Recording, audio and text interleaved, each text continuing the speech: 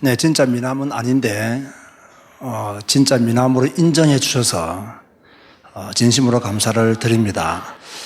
인정하시는 분들만 새해 복 많이 받으시기를 바랍니다. 오늘 결혼 세미나에 오신 여러분들을 진심으로 환영합니다. 여러분들을 환영하는 이유는 이곳에서 전거되어지는 메시지가 일반적인 메시지가 아니라 아주 특별한 의미를 가지고 있는 메시지이기 때문에 여러분들이 이곳에 온 것을 진심으로 환영하게 됩니다.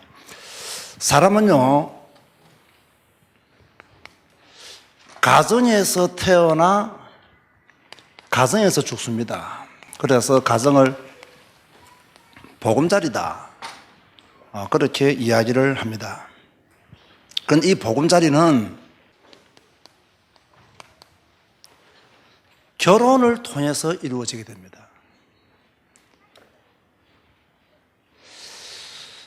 결혼을 앞둔 여러분들에게 가장 큰 숙제가 무엇이냐? 어떤 사람과 결혼할 것이냐? 이게 가장 큰 숙제입니다.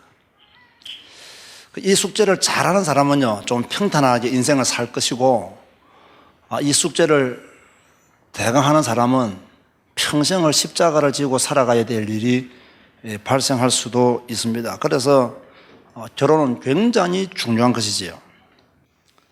오늘 세미나가 왜 의미가 있느냐? 이 평생 숙제를 잘 하도록 도와주는 곳이기 때문에 저는 여러분들이 이곳에 앉아 있는 것을 매우 축하를 드리고 또 뜻깊게 그렇게 환영을 하는 것입니다. 사실요, 제가 이번 결혼 선교 세미나 메시지를 아가서를 통해서 본 연애와 결혼이라는 제목으로 강의를 준비하려 했거든요. 남녀 간의 사랑을 가장 잘 표현한 성경이 있다면 아가서입니다. 특별히 어떻게 데이트를 하고 또 데이트할 때 설레는 그 마음을 가장 시적으로 표현했지요. 그리고 결혼할 당시에 오는 어려움과 또 결혼 후에 가정생활하는 가운데 어떤 문제가 있었는가를 잘 보여주는 곳이 아가서인데, 이상하게 하나님이 그쪽으로 메시지를 주시지를 않더라고요. 그래서 오늘 제목을 결혼 전에 보아야 할 것.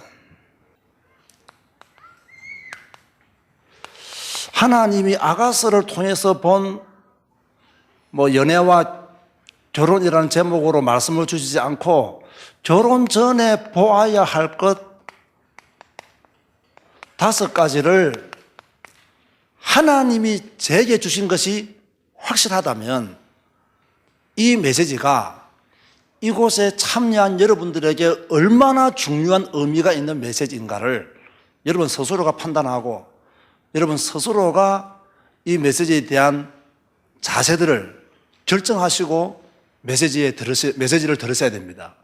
다시 말해서 지금 많은 우리 청년들과 부모님이 앉아 계십니다만은 오늘 이 메시지는 하나님이 나에게 1대1로 주시는 메시지다, 이렇게 생각하고 받는다면 제대로 메시지를 받는 것이고, 많고 많은 메시지 중에 또 하나의 메시지로 다른 데서도 들을 수 있고 얼마든지 경청할 수 있는, 들을 수 있는 메시지로 생각한다면 여러분들은 하나님의 인도를 잘못 받은 것이 아닌가, 그렇게 생각을 합니다. 여러분들이 인생을 살면서 가장 어려운 결정을 언제 내리느냐? 이 결혼 당시입니다. 잠을 못 잘 정도로 어려운 결정을 내려야 돼요. 잠이 안 옵니다. 이 남자와 결혼을 할 것이냐 말 것이냐, 이 여자와 결혼을 할 것이냐 말 것이냐, 이 남자가 믿을 만한 놈인가, 이 여자가 믿을 만한 연인가, 여기에 대해서요 얼마나 고민이 되는 줄 몰라요. 대학 결정하는 거하고요 직장 결정하는 거하고는 비교가 안 됩니다. 내 인생의 제2의 시작을 알리는 결정이기 때문에 잘못 결정하면 안 돼요. 그걸 잠이 안 온다니까요. 그런데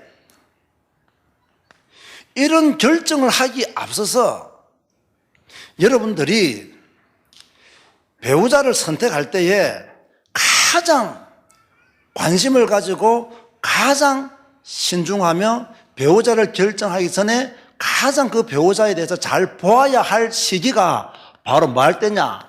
데이트할 때입니다. 이때 이걸 잘 보아야 돼요.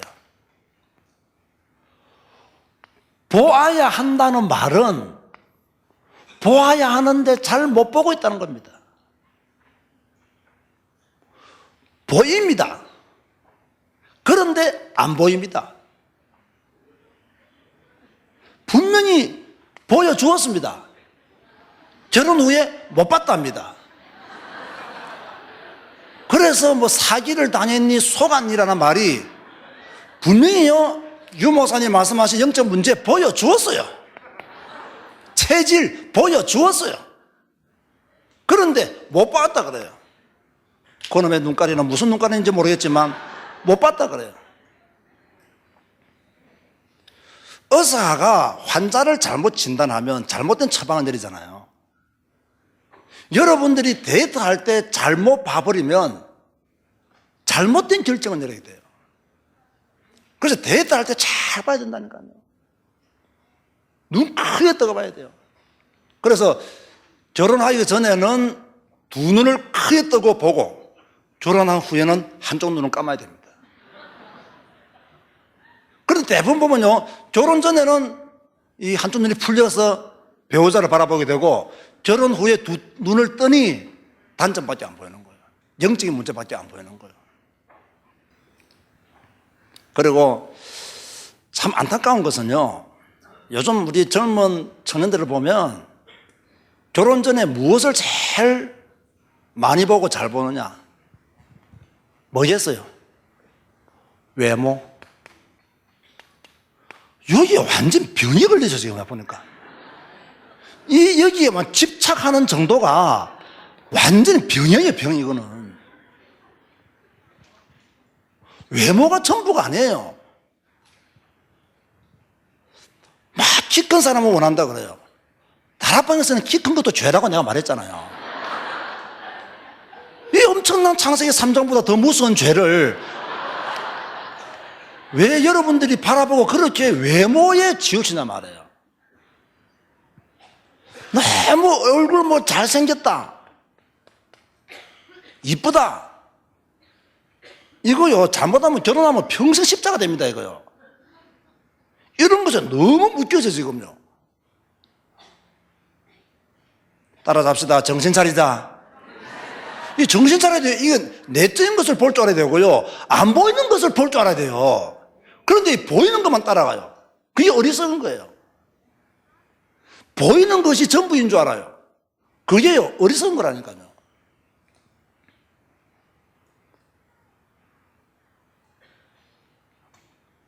사실 저는 뭐 지금은 조금 외모가 나은 편이에요. 뭐 결혼할 당시에는요, 지금하고는 비교가 안 될 정도로 좀 이상했어요. 턱도 지금보다 훨씬 더 많이 튀어나왔고요. 그래서 내가 군대 생활할 때 내 별명이 턱이었어요. 턱이라면 얘 이병 턱하고 내가 떼가 그랬다니까요. 그리고 결혼할 때는요, 지금보다 말도 훨씬 더듬었어요. 저는 15년 이상을 말 더듬이로 살았거든요. 그런데 우리 집 사람이 뭐라는 줄 아세요? 결혼하고 난 뒤에도 내가요, 결혼하기 전에 말 더듬은 줄 몰랐대요. 나는 결혼하기 전에 말 많이 더듬었거든요. 몰랐대요. 그래서 우리 장모님이, 야, 그 전도사를 안 하는데 왜 말을 더듬냐? 이러니까 우리 집 사람이, 그 엄마는 무슨 소리 하냐? 우리 그 사람 왜 말 더듬냐고. 왜 없는 말을 만들어내냐 하면서 막 덤벼들었다는 거예요.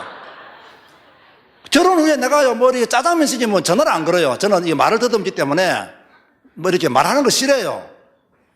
그래, 때문에 이 말을 듣는 사람은 또 잘 안 되는 단어가 있어요. 저는 뭐 하자, 안자, 이 자자는 잘 안 돼요. 하나님 하자, 안녕하세요 안자, 짜장면 자자, 예, 잘 안 되잖아요. 그럼 뭐, 전화 뭐, 여보세요? 하면 이러면, 짜장면 2개 이라면요. 쪽팔리잖아요. 그냥 아예 전화를 안 해요.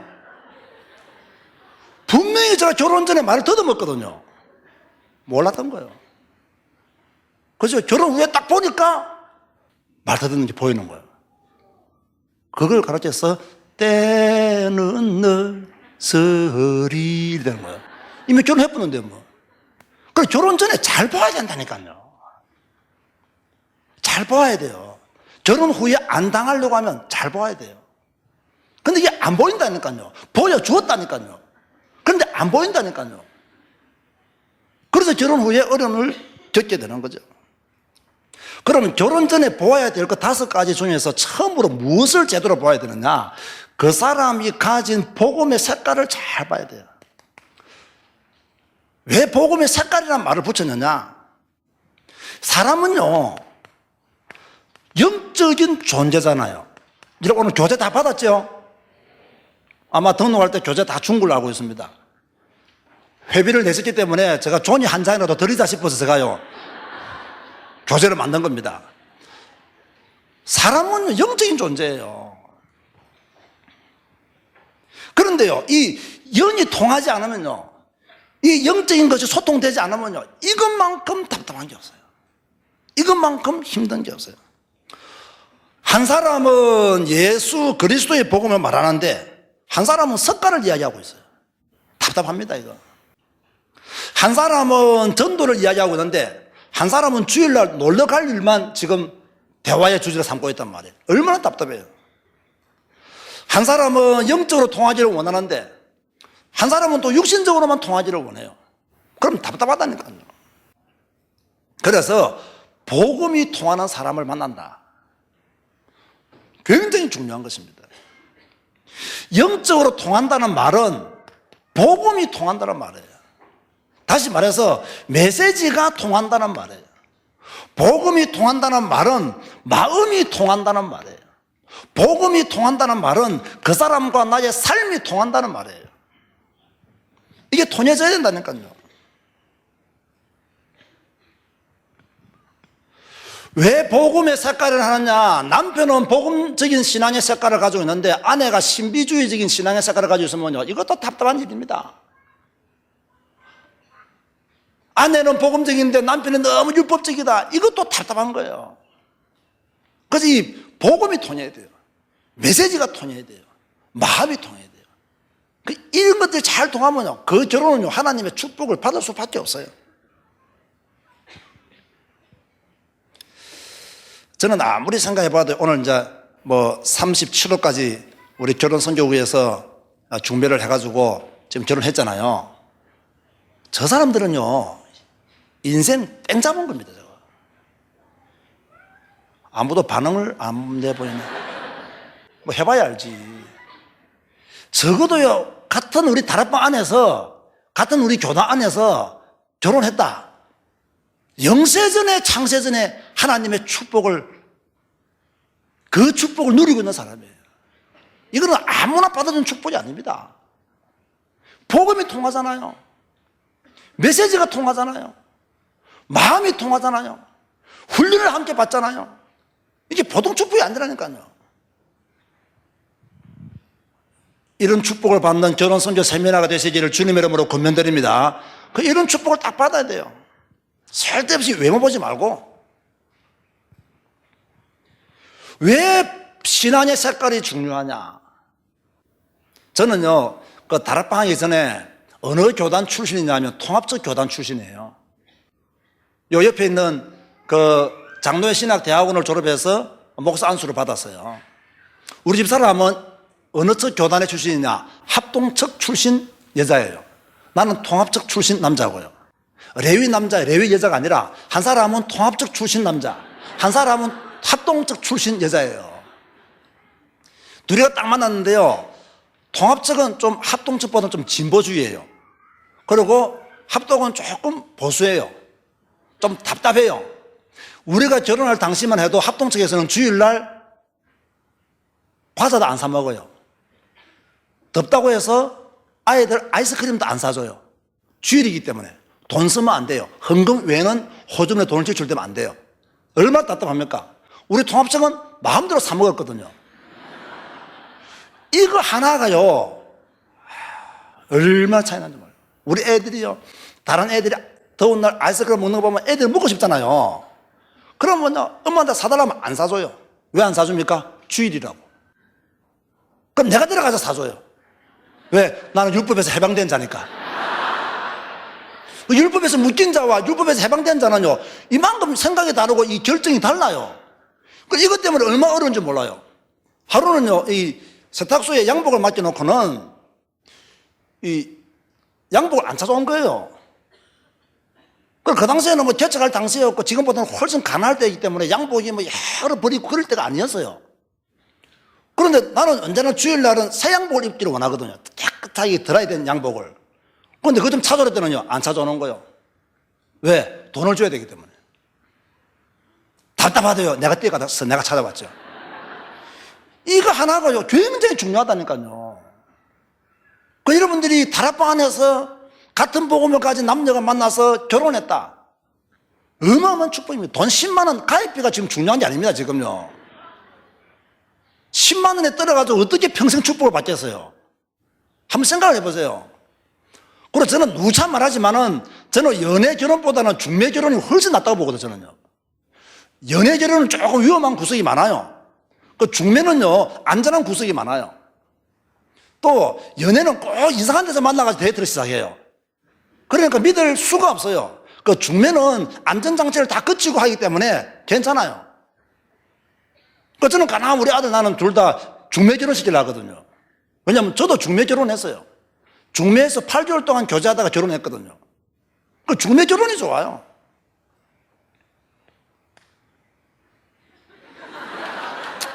반응이 없네요. 우리는 뭐 연애할 건데 뭐, 그죠? 잘해라. 할 말이 없다. 뭐가 통해야 되느냐? 신앙생활이 통해야 돼요. 함께요, 이 주일 성수하면서요, 함께 헌금하면서 이게 통해야 된다니까요. 한 사람은 건축헌금을 얼마 하자, 한 사람은 얼마 하자, 싸우면 안 돼요. 그리고요, 부부가 함께 강단 메시지를 붙잡고 포럼한다 한번 생각해 보세요. 대단한 겁니다, 그러면요. 이거는 가문의 역사는 흑암의 권세를 완전히 꺾는 겁니다, 이거는요. 부부가 함께 강단 메시지를 붙잡고요, 무릎 꿇고 기도한다고 한번 생각해 보세요. 보통 축복이 아닙니다, 이거는요. 그렇지 않습니까? 저는 그래도요, 우리 부부가 이런 축복을 받았어요. 우리 부부는요, 딱 밤 10시가 되면 저는 침대 위에서 무릎 꿇고 기도하고요, 우리 집사람은 침대 밑에서 무릎 꿇고 기도해요. 왜 내가 침대 위에서 무릎 꿇고 기도하냐? 제가 먼저 침대를 차지했어요. 제가 먼저 정복했어요. 뭐든지 이기는 자의 것이거든요. 그래서 저는 무릎 딱 침대 위에서 무릎 꿇고 기도하고 우리 집사람은 밑에서 다 기도해요. 여러분, 저도 지금까지 살면서요, 이혼하고 싶은 생각이 많았어요. 제가 그냥 결혼선교 세미나 강사하겠습니까? 모든 악올깔짝 빈들을 다 지나왔기 때문에 할 말이 많아요. 그런데 어떻게 결혼생활을 지금 20년 넘도록 지속하고 있느냐? 나중에 5번 결론과 함께 그래도요, 이게 되어졌기 때문에 그래요. 그래도 무릎 꿇고 기도하면서 그 위기를 뛰어넘은 거예요. 무릎 꿇고 기도하면서 그 문제를 뛰어넘은 거예요. 무릎 꿇고 기도하면서 부부간의 이 갈등을요, 해결해 나간 거예요. 이게 행복입니다. 뭐 부부 치유 프로그램 한다고 되는 게 아닙니다, 이게요. 아침마다 나간다고 그게 되는 게 아니라니까, 이게. 그 아침마다 나가서 뭐 정신과 의사들이, 제가 뭐 합니까? 정신과 의사들이. 그 좋은 말 몇 마디 해준다고 부부 문제가 해결되는 게 아니라니까, 이게요. 부부 문제는 십자가 앞에 우리의 문제를 내려놓고 그분이 주시는 은혜와 응답을 받을 때 해결되어지는 거예요. 그게 바로 유월절의 축복이라는 거예요. 부부간에도요, 유월절의 축복을 항상 받아야 돼요. 유월 못하면 안 돼요. 신앙생활이 통해야 된다. 이러면서 부부가 함께 전도자의 삶을 산다면 얼마나 축복되겠어요. 부부는 영적으로 통해야 돼요. 부부는 메시지가 통하고 마음이 통하고 삶이 통해야 돼요. 부부는요, 신앙생활이 통해야 돼요. 질문하겠습니다. 결혼 전에 무엇을 보아야 된다고요? 복음의 색깔. 이걸 딱 봐야 됩니다. 잘 봐야 돼요. 보인다니까요. 외모에 빠져가지고 이걸 놓치지 말고 외모에서 눈을 떼고 이걸 좀 보세요. 보인다니까요. 그런데 간혹 이런 분들이 있죠. 목사님, 저는 불신자와 교제하고 있는데요, 저는 복음 잘 모르는 사람과 결혼할 계획인데요. 그런 분들이 있습니까? 그러면 결혼하면 안 됩니까? 됩니다. 뭐만 있으면 순교의 각오만 딱 있습니다. 더 좋은 말로 나는 이 가문을 복음화 시키겠다는 선교적 사명이 있다. 결혼하세요. 그래서 결혼은 선교입니다. 진짜입니다. 조금 고생을 하겠죠. 그러나 영광도 큽니다. 아시겠습니까? 조금 제사 문제 때문에 시달리겠죠. 그러나 허감 꺾을 수 있는 기회입니다. 괜찮아요.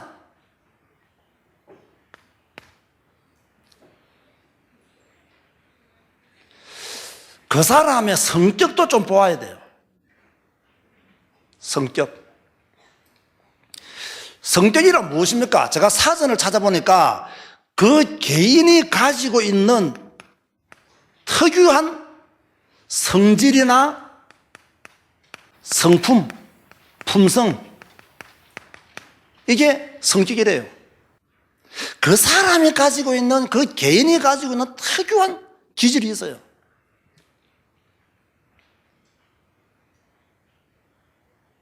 여러분이 지금 만나고 있는 그 애인에게 특유한 성질이 있다니까. 그 세상이 감당치 못하는 성질이 있다니까. 그 품성이 있다니까요.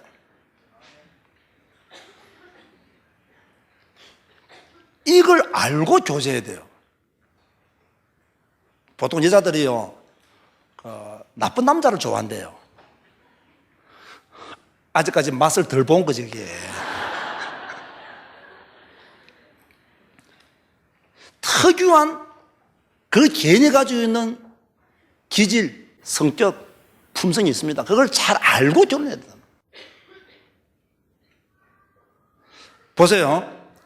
이 남자가, 이 여자가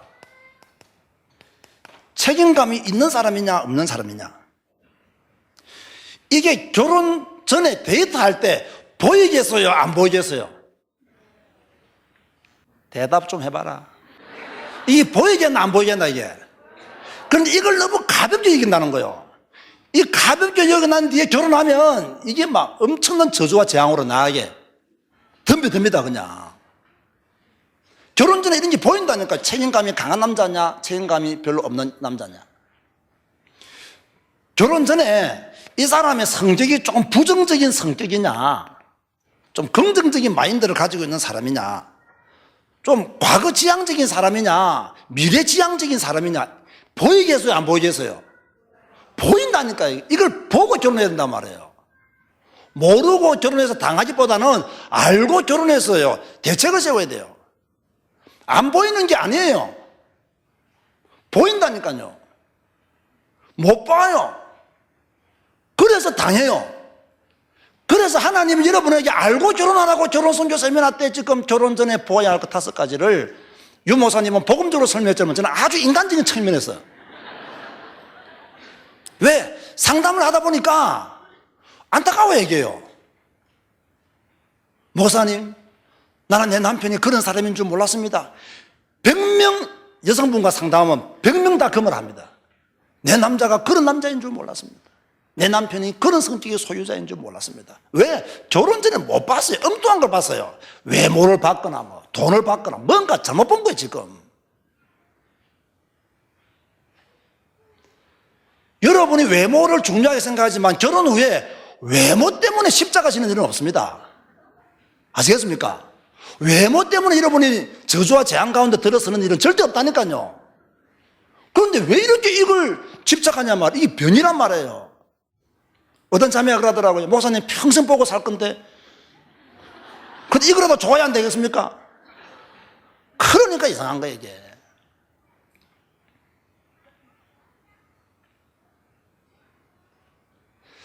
자, 성격을 보라는 말은 같은 성격을 골라란 말이 아니에요. 이건 절대로 틀린 말입니다. 같은 성격은 없어요. 이런 보통 결혼할 때요, 성격 같은 사람들끼리 결혼을 하겠어요? 성격이 좀 다른 사람들끼리 결혼하겠어요? 그죠? 결혼 전에는 내하고 다르기 때문에 좋아해요. 결혼 후에는 내하고 다르기 때문에 고생해요. 그 결혼 전에는 뭡니까? 좀 알뜰한 사람이 좋아 보여요. 왜? 자기는 좀 해프거든. 근데 이 사람이 너무 알뜰해. 그리고 이 알뜰한 사람은요, 좀 해픈 사람이 좋아 보여요. 왜? 알뜰한 사람은 늘 밥 먹으러 하면 된장찌개만 먹지만은, 해픈 사람은요, 근사하게 먹거든. 그럼 기분이 좋아 보인다니까요. 결혼해보세요. 알뜰과 해픈 이 두 사이에서요, 얼마나 많은 고생을 만나는지 몰라요. 다르다니까요. 사람은 반대되는 사람을 만나요. 저는 문과 출신, 우리 집 사람은 이과 출신이에요. 그 문과와 이과는 다르잖아요. 그 저는요, 뭐 과학적인 근거가 필요 없어요. 믿습니다. 아멘 끝이에요, 나는. 우리 집 사람은 뭐는 꼭 따져요. 특유한 성질이 있다니까요. 특유한 품성이 있어요. 왜 반대되는 사람을 좋아하느냐?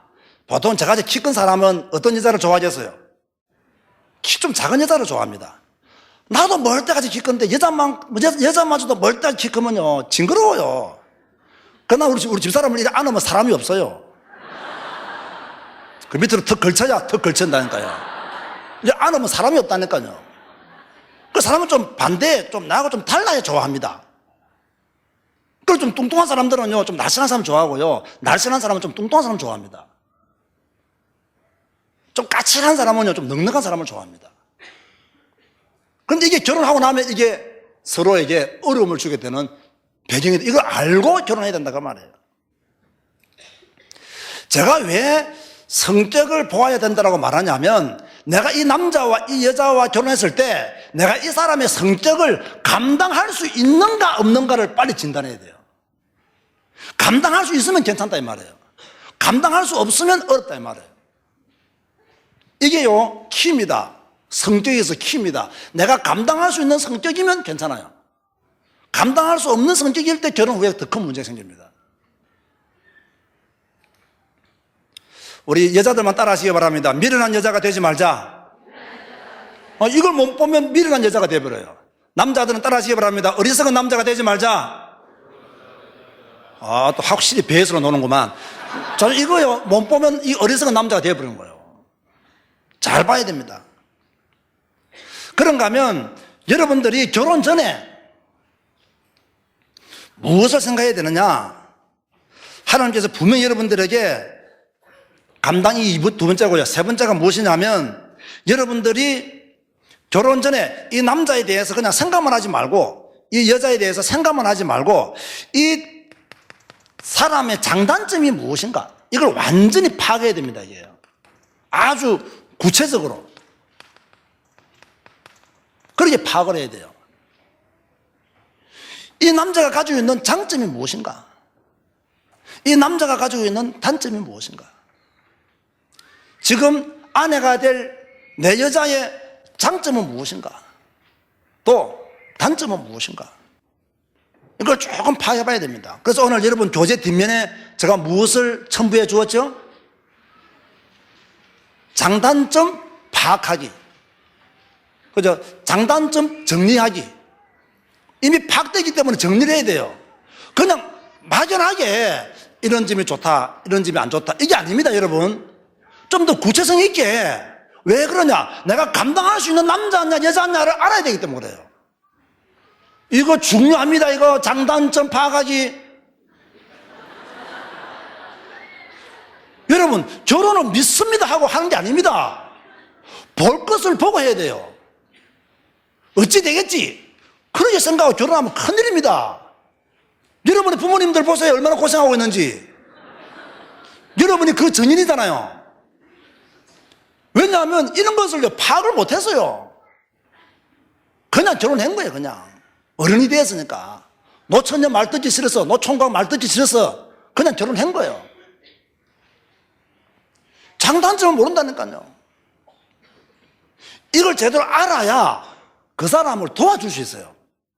제가 뭐 판단해가지고 뭐 결혼하라 하지 말라 아닙니다. 이것을 알아야 남자를 도와줄 수 있고 아내 될 사람을 도와줄 수 있어요. 내가 섬기기 위해서 파악하라는 말이지 뭐 잘라내기 위해서 파악하라는 말이 아닙니다. 장점은 살려주고 단점에 대해서 내가 품고 기도해주고 이렇게 하기 위해서 장단점을 파악하라는 말이고 정리하라는 말이지 뭐 절교를 선언하기 위해서 파악하라는 말이 결코 아닙니다. 이걸 생각만 하지 말고 반드시 오늘 그 데이트 하시는 분들 있으면 각자가 집에 가서 정리하고 내일 만나서 포럼해. 그러면 답 나옵니다. 그죠? 각자가 딱 냉정하게 정리를 해야 돼요. 그 다음 뭐 해야 되느냐? 내일 만나서 포럼해야 돼요. 그럼 내가 몰랐던 것도 알 수가 있어요. 내가 놓쳤던 것도 발견할 수 있는 기회가 돼요. 이렇게 여러분들이 장단점을 잘 파악해야 돼요. 그런가 하면 세 번째로요, 그 사람의 무엇을 봐야 되느냐? 생활 태도를 봐야 돼요. 다 보여주는데 못 보고 있다니까요. 지금요, 결혼 전에요, 눈이 어두운 청년들이 굉장히 많아요. 볼 것을 못 본다는 말입니다. 데이트할 때 시간 약속을 잘 지키는 사람이냐, 시간 약속을 잘 안 지키는 사람이냐, 그 사람의 생활 태도를 한번 봐야 돼요. 근데 이걸요, 가볍게 생각하고 넘어가거든요. 이게 나중에 문제 된다니까요. 여러분, 그 시간 약속 잘 안 지키는 사람은요, 신뢰가 없는 사람이에요. 믿을 수 없는 사람이에요. 그죠? 데이트, 초지 때하고 말지 때하고는 다릅니까?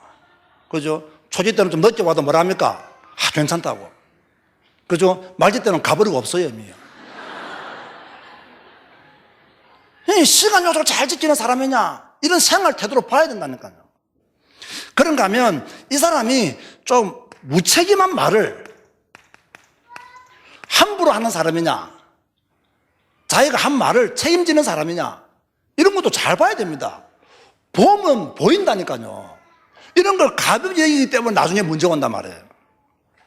그 다음에 세 번째 더 중요해. 이 사람이 평소 때 좀 게으르냐 안 게으르냐, 자기 해야 될 일을 뒤로 미루는 사람이냐 안 미루는 사람이냐, 그러면 그 사람의 성실한 태도를 볼 수 있잖아요.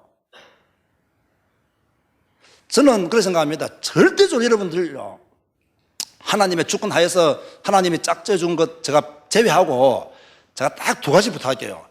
게으른 여자하고 절대 결혼하지 말고요, 부정적인 놈하고 절대 결혼하지 마세요. 이거 평생 고생입니다, 이거요. 게으른 여자의 집의 공통점은 뭐냐? 집이 아니라 집구석이에요. 엉망진창입니다, 저가요. 부정적인 남자하고 사는 여자요, 평생 시달립니다. 차라리 귀신한테 시달리는 게 낫지. 귀신하면 추방하면 끝난다 아닙니까? 이거는요, 추방할 수도 없어요, 이거는요. 이 부정적인 생각까지 남자하고 살면요, 여자가요, 엄청 고생합니다, 이거. 어찌되었든, 부정적인 사람, 게으른 사람은요, 결혼 기피 대상 1호입니다, 이거는. 십자가를 지겠다면 지세요. 뭐, 내가 사는 것이 아니라 여러분이 사는 것이니까. 이런 것들을 딱 보면 그 사람의 생활 태도가 보인다니까요. 그런데 이상하게 이걸 못 봐요. 따라서 하시기 바랍니다. 잘 보자. 잘 보자. 그냥 잘 보자가 아닙니다. 잘 보자. 여기는 많은 것이 포함되죠. 잘 보자. 이런요, 성격적으로 좀 문제가 있는지, 생활에 어떤 잘못된 태도는 무엇인지, 이런 걸 잘 봐야 돼요. 그리고요, 보세요. 결혼 이후에 그 사람을 이해하고 그 사람을 수용하고 그 사람의 문제를 초월하는 것이지, 결혼 전에는요, 꺼진 불도 다시 봐야 돼요. 아시겠습니까? 이해하고 수용하고 초월하는 것은 결혼 이후에 우리가 가져야 될 태도예요. 결혼 전에는 꼼꼼히 따져보고 살펴봐야 돼요. 장단점을 파악하고 정리해야 됩니다. 감당할 수 있느냐, 감당할 수 없느냐, 변화가 가능하냐, 불가능하냐, 보고만 해서 이길 수 있느냐, 없느냐. 이해하라니까 막 이해하지 말아야 될 것도 이해해버리고, 수용하라니까 막 이럴 때는 또 굉장히 또 믿으면 좋아요. 우리 영적인 문제 많은 사람들의 공통점이 이상하게 적용을 잘한다는 거예요. 상황이 안 맞는데 막 적용을 잘해요. 이해할 게 아니야. 근데 이해해버려요. 수용할 게 아니야. 근데 수용해버려요. 초월할 게 아니에요. 근데 초월해버려요. 이거는 결혼 후에 이해하고 하나님이 짝져 주시니까 수용하고 그리고 초월하고 사는 것이지 결혼 전에는요 잘 따져봐야 됩니다. 잘 보아야 됩니다. 잘 평가해야 됩니다. 그렇게 해야 문제가 안 생겨요. 그런가 하면 여기에서도 앞에서 말한 장단점 파악하기, 생활 태도에 대한 장단점 파악을 다시 한번 해봐야 돼요. 이 사람의 생활이 무엇이 문제가 있는지, 무엇이 좋은 점이며 무엇이 나쁜 점인지 이런 걸 한번 점검해 봐야 된다니까요. 자, 결혼하기 쉬워요? 어려워요? 어려워요. 그죠? 어려운데 이것도 파악 안 하고 결혼해버리면 더 어려워요. 파악할 것은 파악해야 한다니까요. 그 다음 네 번째로요, 그 사람의 무엇을 봐야 되느냐? 전문성도 봐야 돼요. 이미 그 전문성이 결정된 사람들도 많이 있겠죠. 왜 전문성을 봐야 되느냐? 이게요, 경제와 밀접한 관계가 있지 않습니까? 전문성이 없는 사람은요, 경제에 문제가 생기거든요. 여러분, 돈을 사랑해요? 돈을 사랑하지 않아요? 솔직히 말해서 돈을 사랑해요? 안 사랑해요? 사랑해요. 저도 돈을 매우 사랑한답니다. 그죠? 그러니까요, 이 경제 문제가 중요하다니까요. 요즘 이혼 사유 1위가 뭐냐? 성격 차이가 아닙니다. 뭐예요? 경제 문제입니다. 성격 차이다. 그건 1980년대, 90년대 이야기고요. 요즘 미국이나 대한민국 이혼 사유 1위가 뭐냐? 경제 문제예요. 돈이에요. 얼마 전에 탤런트 김보연, 전노민 부부가 결혼 8년 만에 이혼을 했어요. 연예인들 중에서는 사이가 좋다고 소문난 부부예요. 근데 왜 이혼했냐? 제가 신문을 보니까 그 남편이 막걸리 사업을 했는데 망해본 거예요. 그 경제 문제 때문에 이혼했다. 이렇게 신문 났더라고요. 목사님, 우리는 사랑만 있으면 됩니다. 꿈 깨라. 사랑도 배고프면 못한다. 그렇잖아요. 사랑도 배고프면 못해요. 그래서 이런 경제 문제도 조금 봐야 된다니까요. 지나친 욕심을 가지란 말이 아닙니다. 왜? 결혼은 미래를 함께하는 것이기 때문에 전문성을 안 볼 수가 없어요. 그래서 비전이 없는 사람과 결혼하는 것은 불구덩이에 들어가는 것 같아. 그게. 그래서 제가 여기서 분명히 말합니다. 요즘 남자들요, 이 정신사고를 고쳐야 돼요. 여자 한번 잘 만나서 팔자 고치려고 남자들이 많아요.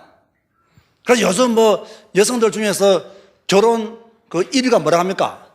교사 출신 여성들이 남자의 결혼 대상 선호도 1위란 합니까? 왜냐면 월급 많죠.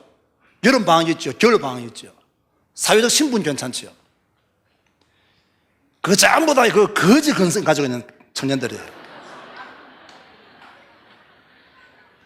이거 고쳐야 됩니다. 여기 내가 지금 여자분들이 한 분도 없다고 생각하고 내가 딱 강의해 볼게요. 얼마나 남자가 모자랐으면 여자 덕보고 살려고 하겠어요. 얼마나 남자가 시원찮았으면 여자 덕에 먹고 살려고 하겠어요. 이거 남자만 있다고 내가 생각하고 지금 말하는 거예요. 하나님 앞에서 내가 복을 받아 내 처자식을 먹여 살리고 복음과 교회를 위해서 헌신하고 하나님의 복을 받아서 내 가정 문제 내가 책임지겠다라고 하는 믿음을 가져야 되지. 마누라 잘 만나가지고 내가 좀 덕을 보고 살겠다. 이 병신들아. 거지 근성, 노예 근성, 포로 근성을 버리라 이거예요. 치유되나 발작하나? 너희들 결혼했나? 치유되나 발작하나? 니 치유돼야 된다 이 사람아. 그런 생각 안 하겠지만, 그죠? 왜냐하면 요즘 보니까요, 너무 결혼이요, 계산적인 결혼이 많아요. 너무 자기 이익을 따라 결혼한 사람들이 많아요. 결혼이 사업이에요 지금요. 결혼이 지금 주식 투자하는 거 똑같아요. 아니, 불신자들은 결혼을 그렇게 한다고 해도 놔둡시다. 우리는 믿음의 사람이잖아요. 우리는 언약의 사람이잖아요. 우리는 하나님의 사람이잖아요. 우리는 전도자잖아요. 그렇다 하면 세상 사람들과는 다른 결혼관을 가지고 있어야 돼요. 하나님은 남자에게 복을 주십니다. 그 복을 받아서 처자식을 잘 뭡니까? 돌봐야 돼요. 그런데 남자가 돼가지고 그렇죠. 제가 이게 지금 여자들만 있다고 생각하고 간이나 해볼게요. 여자들은 돈 좀 번다고 자꾸 교만하지 마세요. 돈 좀 번다고 남편 무시하지 마세요. 왜 아멘 안 하노? 아멘 하세요. 그 능력 좀 있다고요. 막 남편은 무시하고 남편이 조금 자기보다 능력이 없다고 막 깔보고 그러지 마세요. 부부는 한 몸이라는 사실을 아셔야 돼요. 이 전문성이 중요하다니까요. 그래서 이 전문성을 어떻게 도울 것인가? 그죠? 내 남편의 전문성을 어떻게 도울 것인가? 내 아내의 전문성을 어떻게 내가 돕는 배필로 헌신할 것인가? 여기에 대한 포럼도 함께 나와야 돼요. 이걸 결혼 전에 다 봐야 된다니까요. 마지막 5번째로 결혼 전에 무엇을 봐야 되느냐? 이 사람이 하나님이 짝지어 준 사람인가를 봐야 돼요.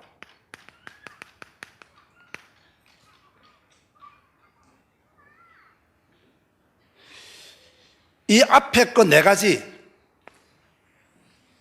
이게 다 통한다 할지라도 이게 아니면 안 됩니다. 아시겠습니까?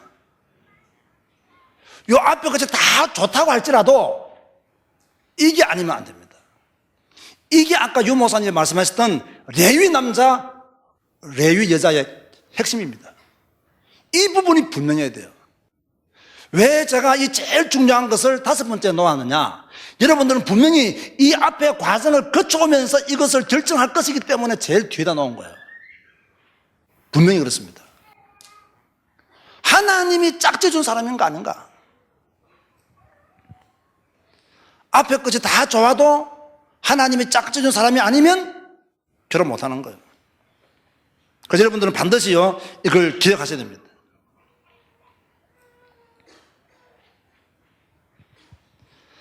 만약 하나님이 이 부분을 우리에게 계시로 말씀해 주면 얼마나 좋겠어요. 근데 문제는 뭐냐면 누가 짝지어준 사람인지 알 수가 없다는 거예요. 이게. 그래서 저는 가끔씩 성경이 너무요 좀 냉정할 때가 있어요. 좀 구체적으로 이렇게 하나님이 짝지어준 사람 이렇게 찾아라 이러면 쉽잖아요. 그냥 하나님이 짝지어준 사람이면 끝이에요 그게. 그래서 하나님은 우리에게 기도의 비밀을 알려주신 거예요. 구하라, 찾아라, 두드리라. 구하는 이가 얻을 것이고 찾는 이가 찾을 것이고 두드리는 이에게 열릴 것이니라. 하나님이 누구를 나를 위해서 짝지어 주셨는지 그거는 기도하면서 찾아내야 돼요.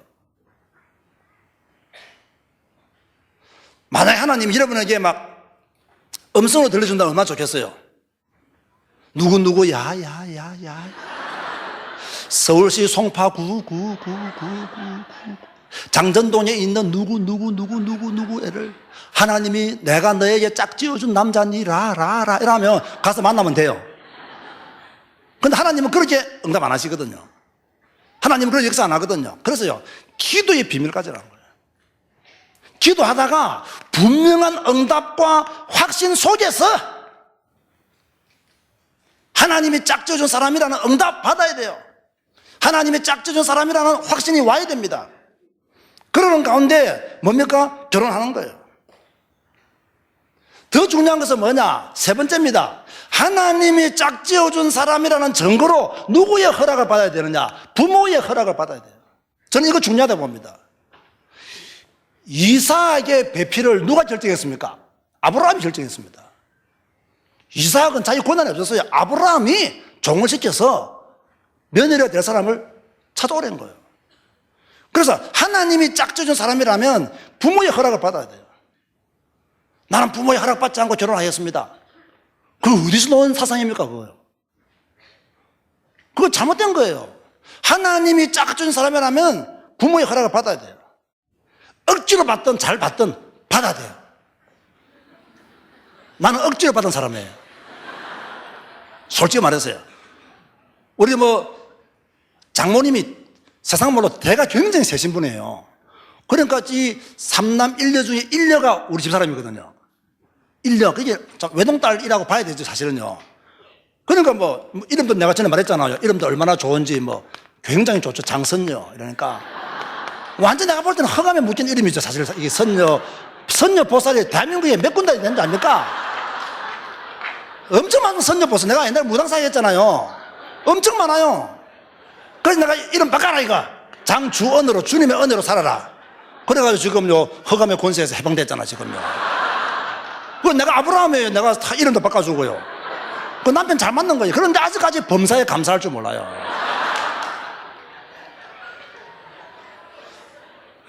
이제 만나서 교제를 하다가 제가 기도를 했어요. 기도하는 가운데 하나님이 짝짓은 사람이다. 그런데 성격적으로는 나하고 안 맞다는 걸 알았어요. 근데 기도하는 가운데 응답은 그렇게 왔어요. 하나님이 짝짓은 배필로. 근데 우리 집사람도 하나님이 짝짓은 배필로 응답 왔다 그래요. 그 나도 왔어요. 그 둘 다 응답을 받은 거예요.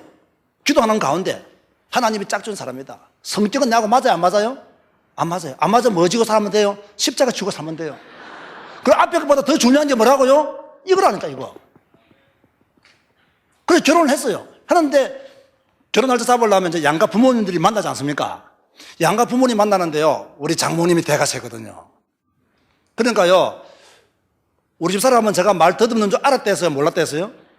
몰랐댔거든요. 우리 장모님 그걸 딱 보니까 그래도 앞으로 목사가 될 사람이라면 요 말이라도 잘해야 되잖아요.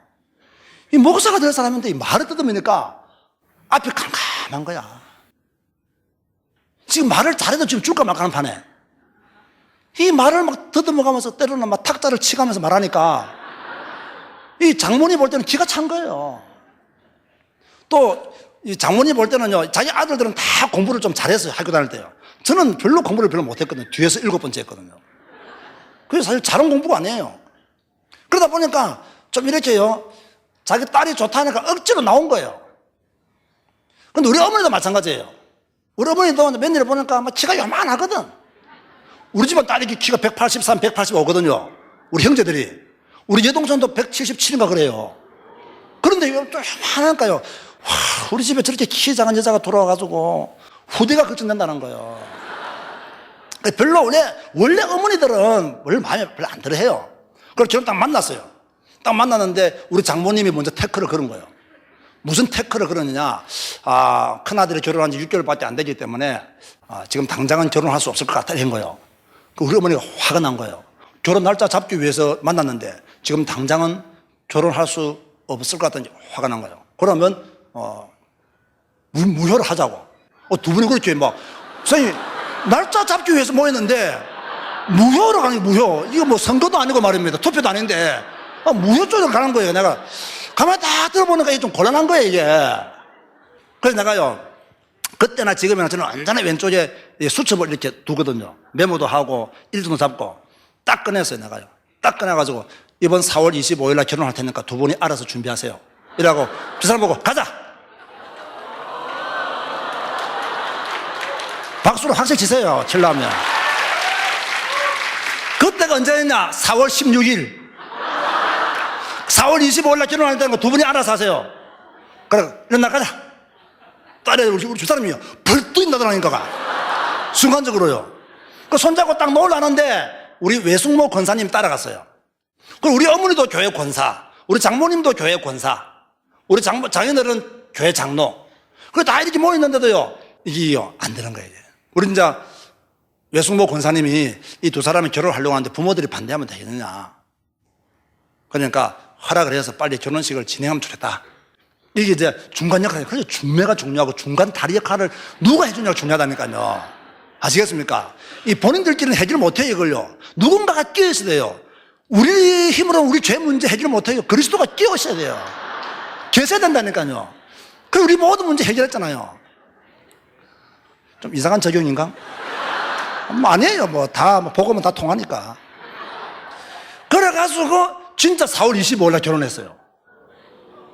그리고 저도 허락을 받은 거예요? 안 받은 거예요? 받았어요. 어떻게? 성령의 강권적인 역사로. 왜? 하나님이 짝지어준 배필이 맞는데 이 두 할마씨가 말입니다. 정신을 못 차려가지고 하나님이 짝지어준 배필을 지금 끊어놓으려고 하니까 하나님이 딱 중간 역할을 하는 외숙모를 통해서 탄생시켜요.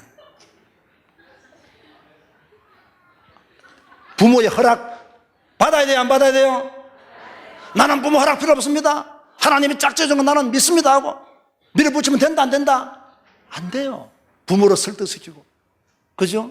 부모 없이 여러분이 어떻게 있습니까? 부모에게 돈을 구하고 부모님이 축복하는 결혼이어야 돼요. 부모님의 축복 속에서 이루어지는 결혼이라 돼요.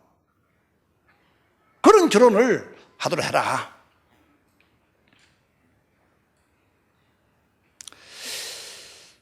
오늘 저는 결혼 전에 보아야 할 것 5가지. 사실요, 아주 인간적인 강의입니다. 저는 오늘 아주 인간적인 강의를 하려고 작정하고 섰습니다. 왜? 많은 분들과 상담하면서 결국 이런 것 때문에 갈등이 오고 이런 문제들 때문에 고난을 당하고 이런 문제 때문에 불행하더라고 한 말이에요. 이런 문제들이 잘 이해되어지고 감당되어지면 아무것도 아닌 문제를 이걸 이해를 못 해가지고 이걸 제대로 못 보아가지고 그래서 여러분 사실요 이 결혼 선교 세미나 이런 강의는요 자주 해야 되고요 여러분들이 메시지를 많이 들어야 됩니다. 그러니까 제가 부탁을 드립니다. 우리 결혼 선교국에 들어가면 지금 했던 강의가 다 있습니다. 그걸요 자꾸 들으세요. 그 mp3로 다운받아가지고 자꾸 들으세요. 청년의 때에 가장 많이 들어야 될 메시지 중에 하나가 결혼과 가정에 대한 메시지예요. 남아있는 인생을 어떻게 살 것인가 설계하는 기회가 이 지금 결혼과 가정 메시지라니까요. 근데 오늘 한국 교회는요 결혼과 가정에 대한 메시지를 하지 않습니다. 다행스럽게 지금 우리 다락방에서 유일하게 지금 우리 결혼 선교국을 통해서 결혼 선교 세미나를 하고 결혼 예배학교를 하는 거예요.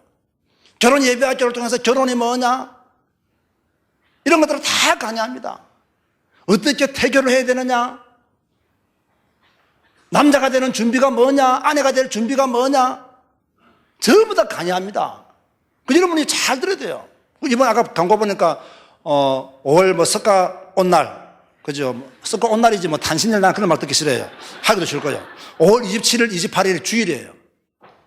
그러나 여러분들이 조금 기회가 되면 부산 와가지고 결혼 예배에 참석하고. 우리 결혼 예배학교 듣는 분들 중에서는요 처음에는 혼자 와요. 왜? 짝이 없으니까. 혼자 왔다가 너무 이렇게 도전을 받고요 애인 생기면 데리고 와요. 정말 좋은 청년이죠. 한 번만 들어도 감사한데 2번이나 들어주니까. 그런데 2번 정도만 듣는 게 아닙니다. 3번, 4번 듣는 사람이 있습니다.